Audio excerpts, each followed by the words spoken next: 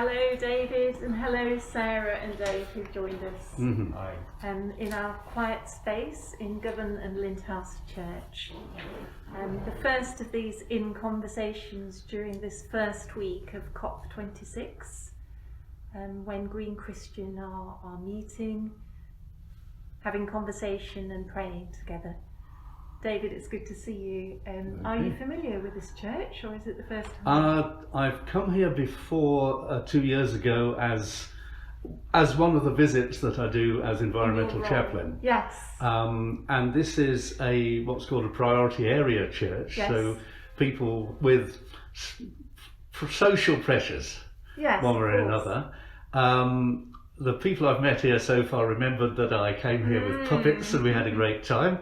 And that was probably the first time they really heard about COP. I described what was coming and they said, what? And now here it is.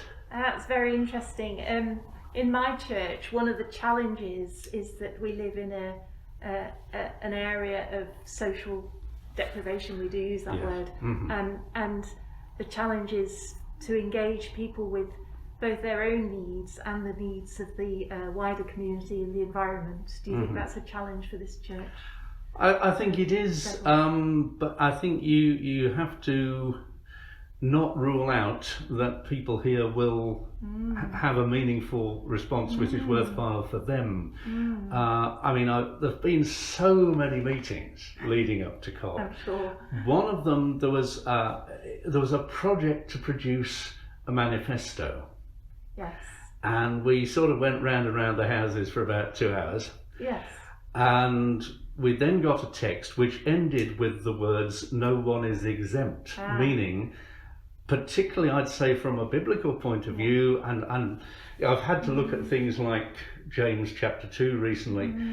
If you disregard the witness and the contribution of those who are at the bottom of the heap, you're actually signing your own death warrant. And that works at a global scale as well as locally.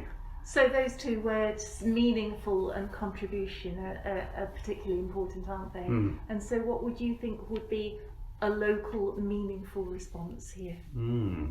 Well, churches are presences in the community. Totally, yeah. They can become visibly by the way they use their buildings and what's seen to do.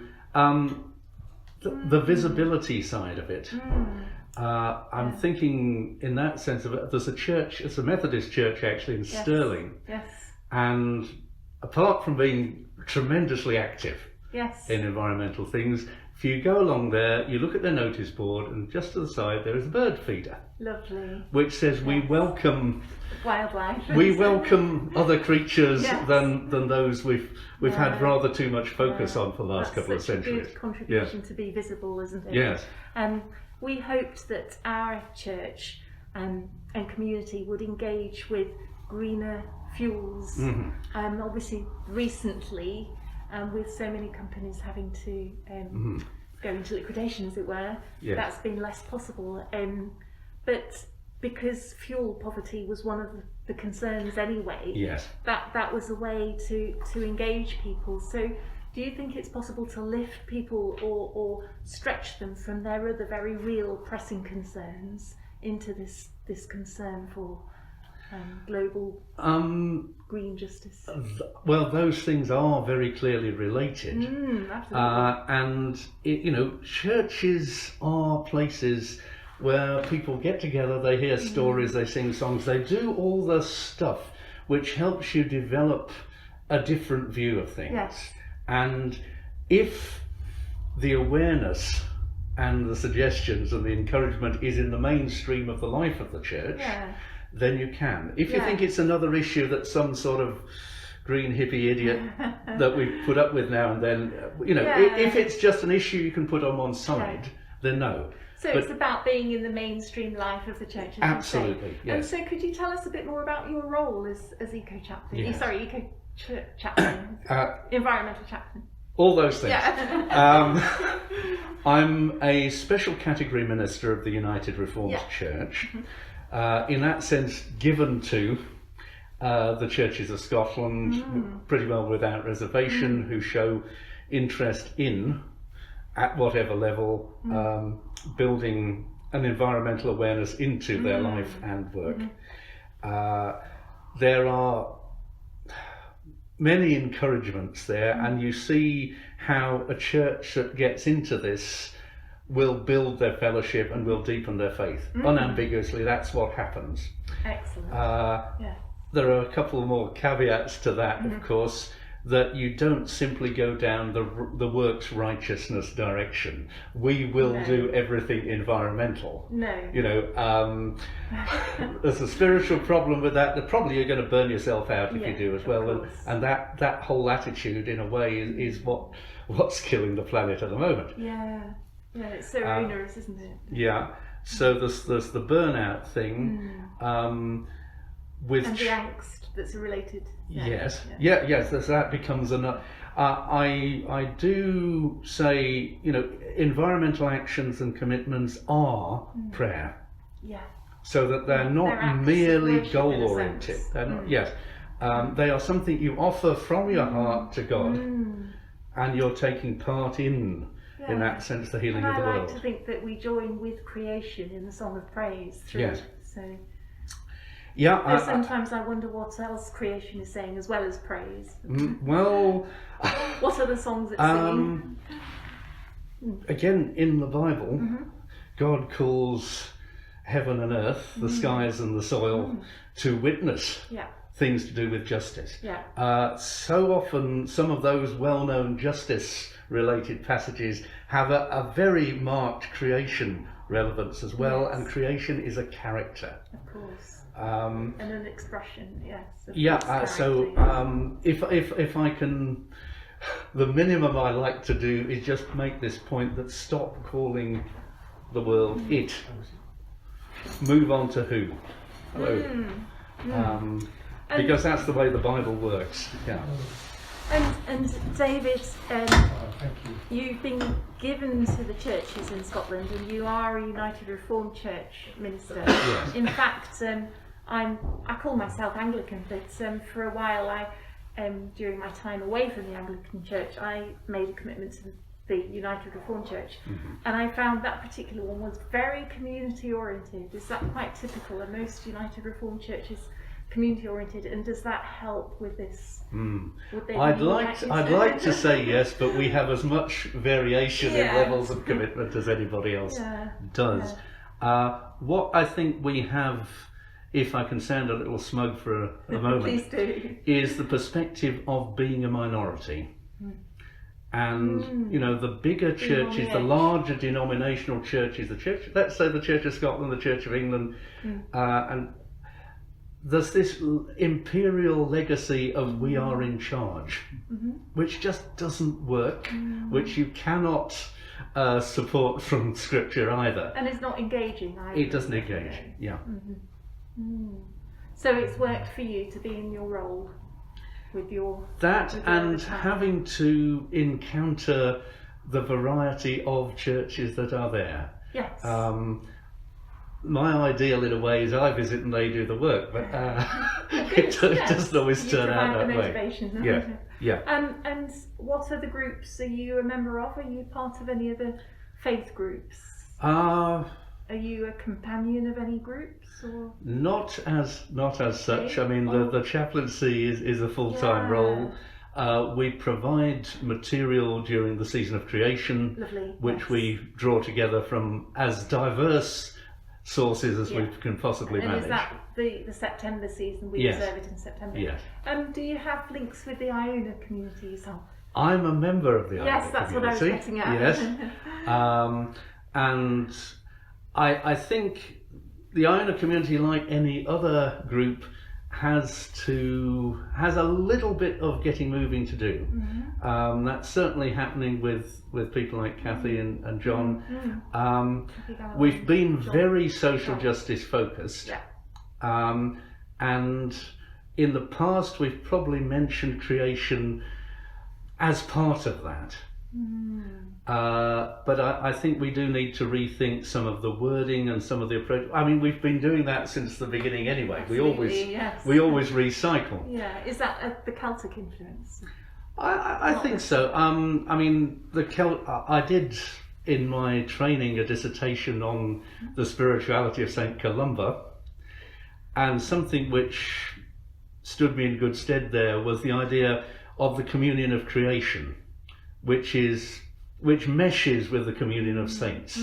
Again, it's a relationship and a partnership rather than looking after somebody's property. Yes, of course.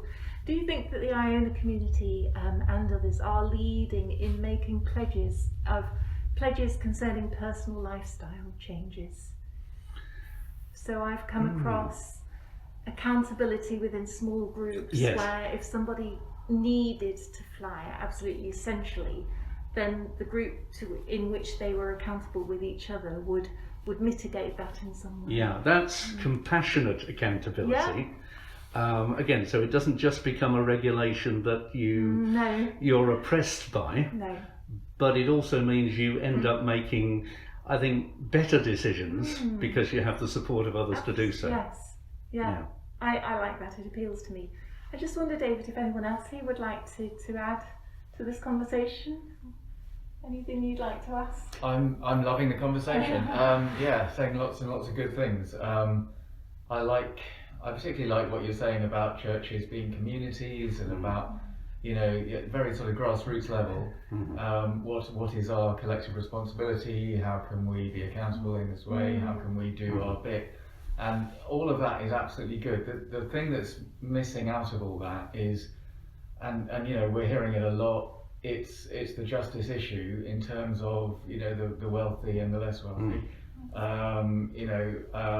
It's surely, as a Christian, it's much more incumbent on the rich and the powerful to make huge sacrifices and huge changes, rather than encourage the good people of govern to sort of like save a little bit from those to whom much is given. Exactly, and the Bible is very strong about exploiting the poor, and I suppose that's where me and Sarah perhaps sort of come from in terms of we're members of Christian Climate Action, and we are really much more focused, I suppose, on politicians and on influencing those in power, whether they be politicians or CEOs of fossil fuel companies or investment, all the money that sloshes around that's going towards fossil fuels. And the authority that they accrue to themselves. Exactly. We know about money, you'd better let us get on with it. Exactly, So that's, to what extent do you sort of like encompass that, or are you much more grassroots? Fully.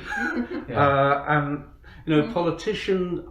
In Scotland, I have to say, my experience of politicians is that they are very well informed, but they are very nervous about choosing the right thing because they feel that the people won't understand maybe, or they won't vote for them.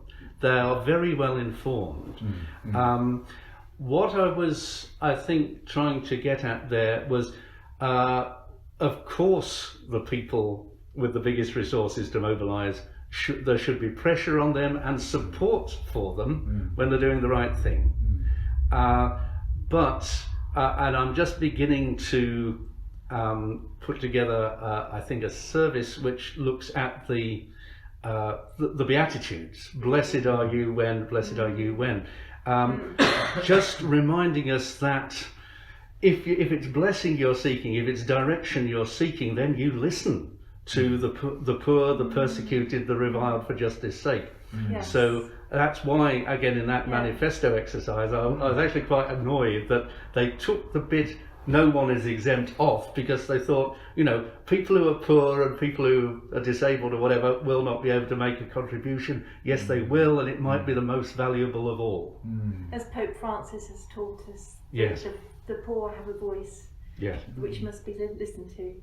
I'm really glad that you said supporting people to listen to the voice, because I think it's that awareness that needs to be supported, rather than a sense of, you've said, of oppression and guilt. So I think a lot of people, I've grappled with this recently, a lot of people could argue, well, our lifestyles may be having this impact on the global south, but that's not why we chose these lifestyles. We didn't intend this, so please don't call us guilty. But as we listen to those voices, we realise that we're all part of this together and part of the human connection with each other and creation, don't we? And you're bringing me on to another point there, is you also do not wait until you yourself have got it all right before you encourage others to. Very important. Yeah. Otherwise, you'd never get round to anything. Thank you for that. Yeah, I mean the lovely the point of the prophet who is a person of unclean lips amongst a people of unclean lips. That's what we all are. Yeah, yeah. And so perhaps when we don't always hold the same views as other groups involved who have the same concerns and the same passion, but may have slightly different approaches, it's really important to remember that, isn't it? Yeah. That they share our passion and our concerns. Right. I think I saw that really fully in action yesterday with the interfaith meetings that were happening. And that we went on from the thing in George Square to a meeting in the synagogue, a more intense sort of dialogue. And I realised, first of all, actually, I've come to COP trying to remind myself to be a bit angry, but I had a day totally without anger, realising that anything good that comes from this I should give thanks for. Yes. But also part of what I was giving thanks for was people who have the same intent, direction and goodwill, who actually do put things in a way I disagree with. Which shows me more about where we're going. And we can always remember that we're motivated by love. Yes. And yes, our anger is part of that, but we're not motivated by the anger always. I don't know, you may disagree. Well, again, in the New Testament, anger is a gift for a short term giving you a shove. Yeah. It's not, you cannot live angry. Okay. Exactly. And our Buddhist friends were saying anger is one of the 3 poisons. Yeah, absolutely. So, David, when you've put together this service with the Beatitudes, we'd love to perhaps see it and engage with it. So, if that would be possible, please share it. Okay, well, that may be happening on Sunday. Oh, great! That's really so good. that's putting the Beatitudes together with Revelation, the new heaven and the new earth, which of course is the entirety of creation renewed and restored. Because how many times in the Bible do we describe God as the maker of heaven and earth, of the sky and the soil, those things as a unity, rather than separated off. Which also brings us to your will be done on earth. Well, again, in a time of climate crisis, your will, you look at the seasons in the Bible, summer and winter, seed time and harvest, and the regularity and the reliability of it, that's heaven, but that itself is in danger at the moment. It is that serious, that threatening in a spiritual sense. Of course. On that note, let's remember that. David, thank you for sharing all those insights. That's been really helpful. Anyone else like to join in just before we close? Thank you. A bit of an interloper. My home is in Derbyshire. Yeah. And I've been involved with Eco Church. Thank you. But I've been much more impressed, I have to say, with what comes out of EcoCongregation Scotland. I've got lots of contacts in Scotland, and I'm up here staying with my daughter, who lives near Balfron. Yes. And something just occurred to me as I came in on the train from Drumchapel, where they used to live. There were people sitting behind me talking in very measured voices, mentioning a bit about copper and this and that, and they were saying very polite voices. They weren't Glaswegians, and I'd just driven through Drumchapel, and my son-in-law works in the Church of Scotland in Rocasey, very similar places. And I was thinking to myself, how can we engage the urgency of all of this with the sort of people who will just raise their eyes, oh, no, not interested, no, too much of it. And it's, I'm challenged, and it's not just in Glasgow, it's in all cities and all cultures, that there's a group of people who don't seem to, you can't get through to very easily, and I don't know what techniques there are, or whether you've had We've had to that. really interesting discussions with Green Christian on this question, and some of us feel that our own lifestyle changes don't provide the whole answer, but can be conversation openers. You do what you can, really. I mean, a little plug, I'm doing the Time for Reflection for the Scottish Parliament tomorrow. And again, they wanted a draft, and there were very, very strict regulations about what you can and cannot say. And so there was something which was pretty strong, which I wanted in, but they said you can't say that.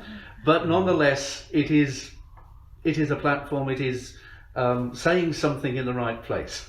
Exactly, and for a structure for considering what that could be was for me doing the Green Christian course Radical Presence, which I do recommend.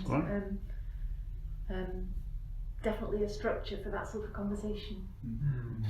We didn't introduce ourselves, so you've come in and we don't know you. So for the purpose of the recording, I'm Catherine and I'm from Green Christian, but I live in Sheffield and work in North Derbyshire.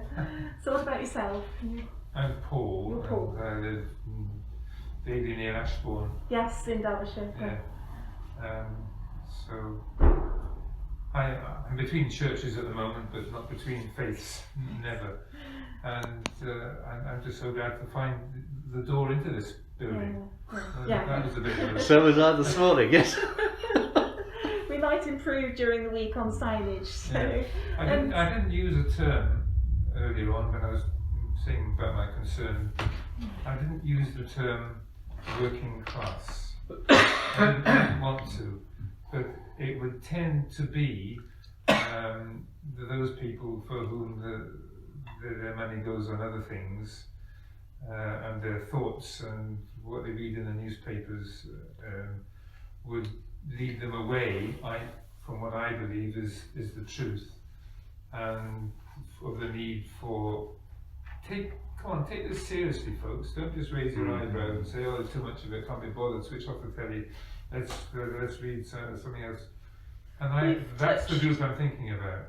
Paul, we've touched earlier in the conversation before you were able to join us on listening to the voices of the poor, so listening to their concerns, finding where their concerns join the creation care concern, and having those conversations, and I also feel quite challenged, and so I work in Chesterfield Hospital.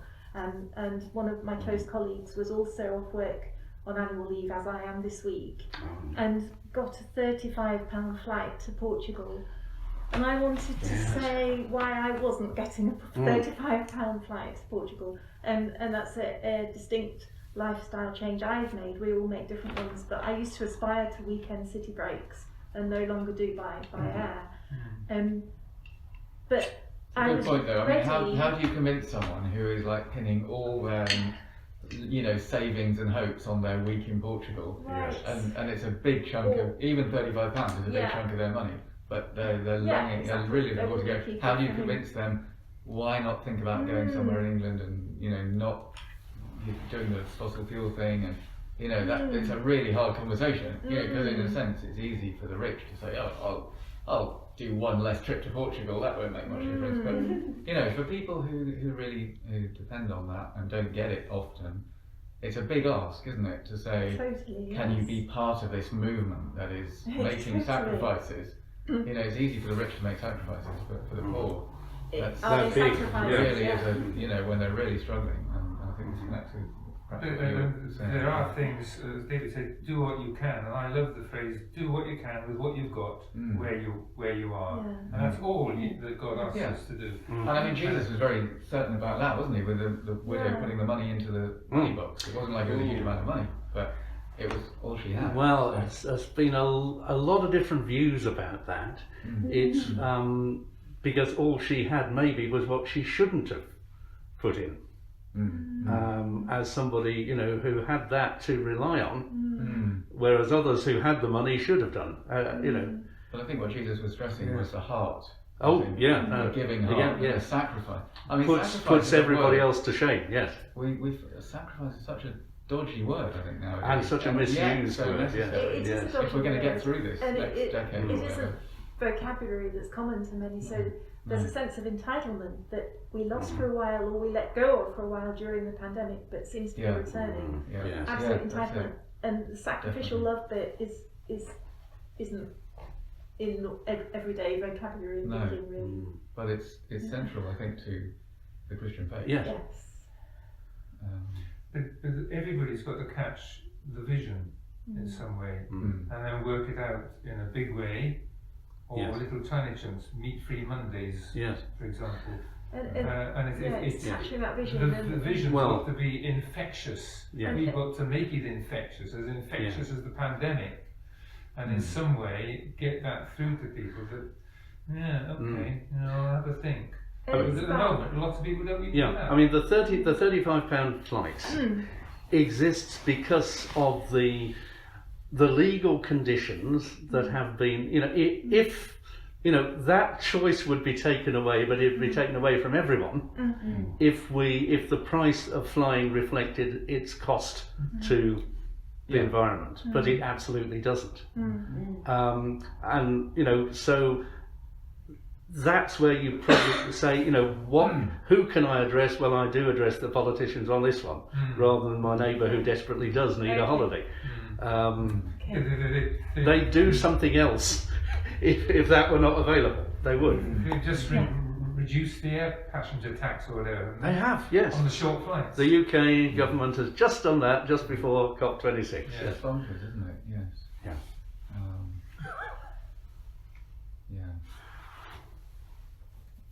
Listen though to Alok Sharma. His experience as preparing to be president seems to have made a big impression on him. I've been very impressed. Oh, good.